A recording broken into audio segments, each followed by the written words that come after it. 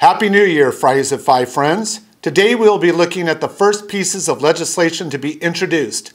Then we'll discuss the opening of new county-level CRPA chapters and finish with a new craze to hit the ranges this year. We begin this year, as always, with new legislation. Rumors are running as usual, and at this point, that is what most of this is, just rumors. Here at Fridays at 5, we focus on the facts and deal with them accordingly. This is the place you can go to get the up-to-date information on legislation. And so we begin with one new bill and two revamps.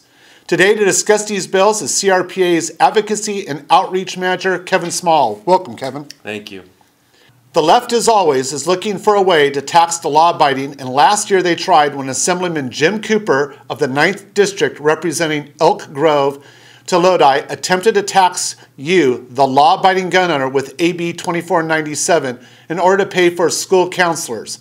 That bill was defeated last year, and so now Assemblyman Phil Ting of the 19th District, representing San Francisco and Daly City, is resurrecting the bill with Assembly Bill 18, which will require an excise tax on the sale of all handguns and semi-automatic rifles purchased in California.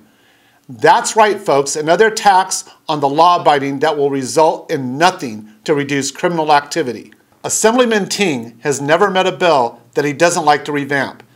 Last year, he proposed Assembly Bill 2888, which would authorize specifically employers, school workers, co-workers to file a petition for a gun violence restraining order.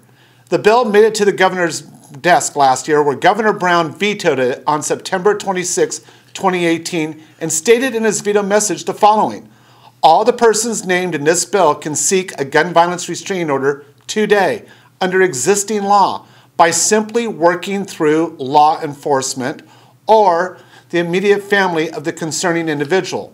I think law enforcement professionals and those closest to a family member are best situated to make these especially consequential decisions. Ting has turned a deaf ear to Governor Brown and reintroduced the bill this year as Assembly Bill 61. He is obviously hoping Governor Newsom will ignore his predecessor's wisdom. State Senator Hannah Beth Jackson of the 19th District, representing Santa Barbara and the majority of Ventura County, has introduced Senate Bill 55. This bill would add to the list of misdemeanors the conviction for which is subject to those prohibitions, misdemeanor offenses of violating the 10-year prohibition on possessing a firearm specified above.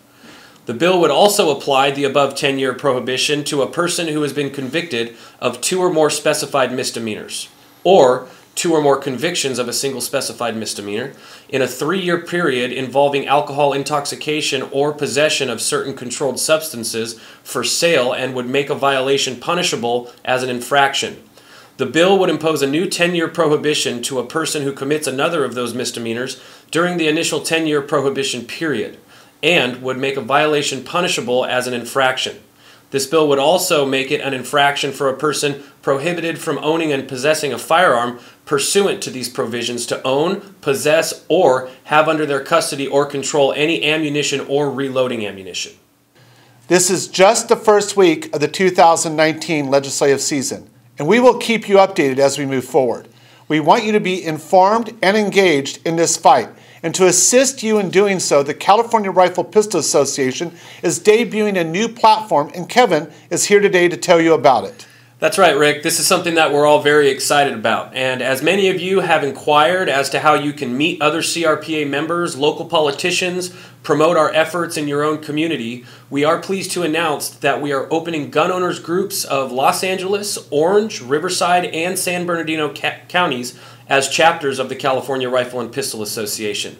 These chapters will meet monthly and will be on the front lines of the fight for our rights.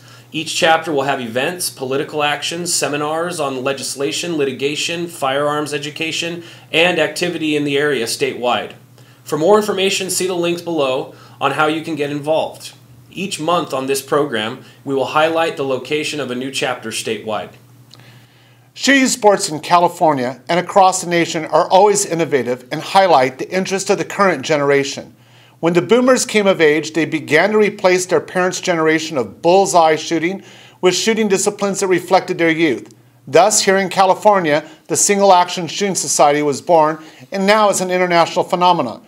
Cowboy action shooting literally became a sub-industry that has spawned specific sub-disciplines that are thriving to this day.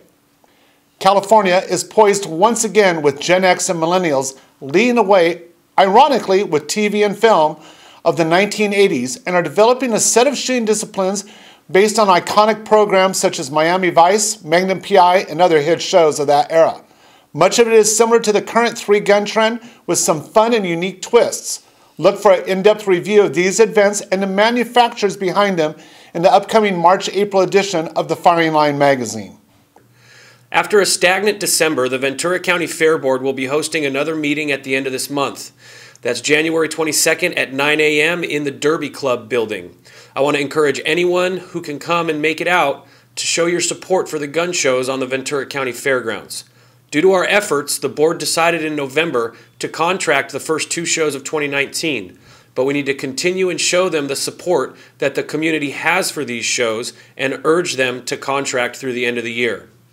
As always, I want to remind you to tune in to CRPA TV as well as our social media platforms so that you can get the latest up-to-date information on the Second Amendment community in California. Thank you for watching this week's edition of Fridays at 5. Be sure to follow us on social media and keep up to date on the latest Second Amendment news. Links, as always, are in the description down below. Thanks for watching, and remember, as always, to be safe, shoot straight, and fight back for your rights.